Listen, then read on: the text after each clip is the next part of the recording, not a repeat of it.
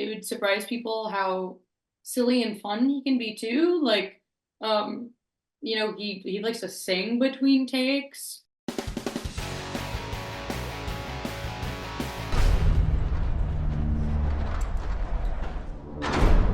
Wow. Bad, huh? So what's with the stage? Have you forgotten what kind of movie we're making? Set, action. Lord have mercy. All kinds of messed up stuff happened when they were making movies like The Omen or The Exorcist. Well, nice seeing you in the movie. Although you're kind of a mean director, that's not Nice, uncommon, right? We've heard these stories, like the famous Right. stories, like William Friedkin, Alfred Hitchcock. So Right. did any of those inspire you? I know it's written on the page, but did any of those stories inspire you? I mean, I certainly wasn't, modeling myself after anyone. Although I tend to think, and I've certainly heard, well, I've heard some pretty specific stuff about Friedkin, and so I'm sure that I'm sure was cataloged there somewhere in the Rolodex of misery and maniacal, directors. Yeah, I think that there was a lot of probably just channeling, a lot of the sort of toxicity that tends to pervade Hollywood, and probably arguably a lot of workplaces. And also, what's kind of funny is it's a movie within a movie, so you actually have a set. So how weird about hearing cut like various times. You have to cut for the scene and then cut for real. Yeah, it was cool. It was really, really cool. It was also weird because like some of our real equipment was like the equipment on set. Our cast chairs were like often like a part of the set dressing. And I remember there was one time where like somebody wrapped and they wanted to take their like chair back home, which is something actors always do. And they were like, you can't, it's like a part of our set dressing. But that set they built was also like amazing. That massive house in that warehouse. Our production designer is a legend, and I absolutely love his work. And our crew did an incredible job. It was really stunning to see that in real life. I mean, even on screen, it's like a dollhouse, right? And there's like Yeah, little figures in there kind of being manipulated. exactly. Yeah, which was really, really cool. I like that the manipulation and the omniscient presence that exists in Exorcist movies was present in our movie in that way. Right.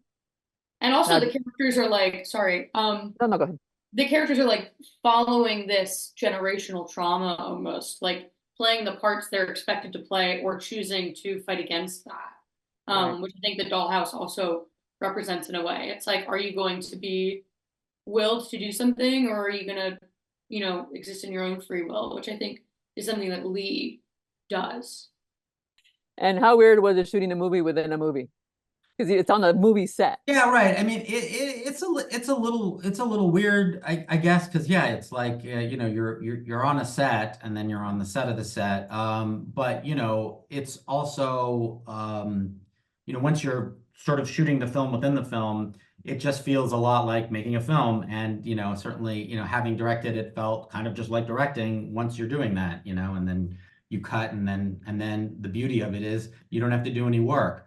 But you cut when you're directing, and then you gotta go set up the next scene. So it was sort of like the best of both worlds. You get to be as big of a jackass as you want, but then you don't have to do any of the work. Well, speaking of being a jackass, what was it like being a jackass to Russell Crowe's character? That was great. I mean, working with Russell is really easy, and so it's a pleasure. It's like playing a great game of one-on-one working with him.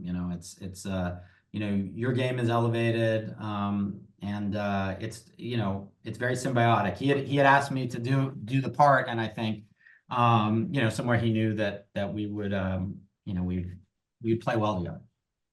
Yeah, I think we've seen him. This is probably the most vulnerable we've ever seen him. Yeah, Stage, I actually, love that. right? I love that. Yeah, I mean, he's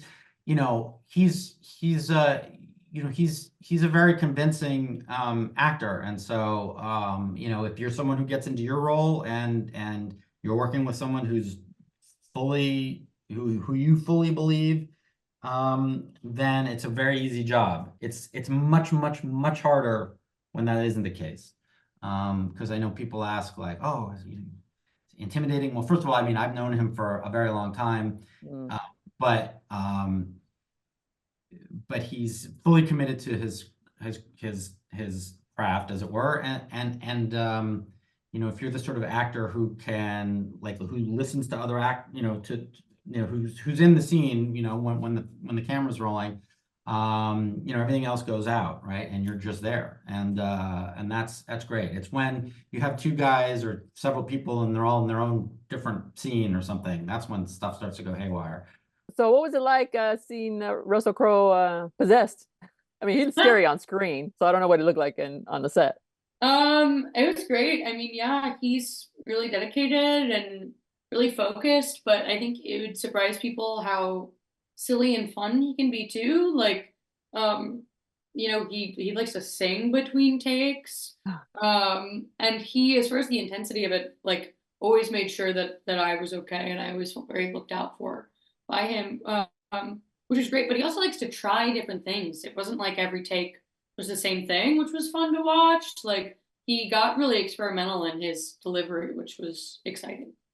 Oh, wow. Yeah, because everybody on the outside, I mean, I sat across from him at a round table and he was pretty intimidating. So I was wondering, you know, for you as an actress coming in, if you were intimidated a little bit or did he put you at ease?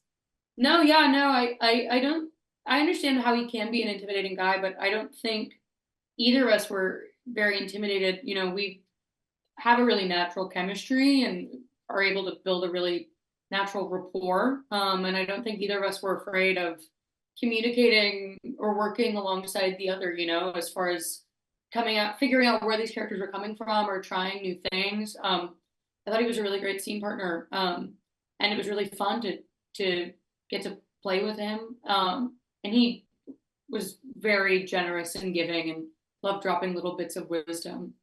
It was great. Nice.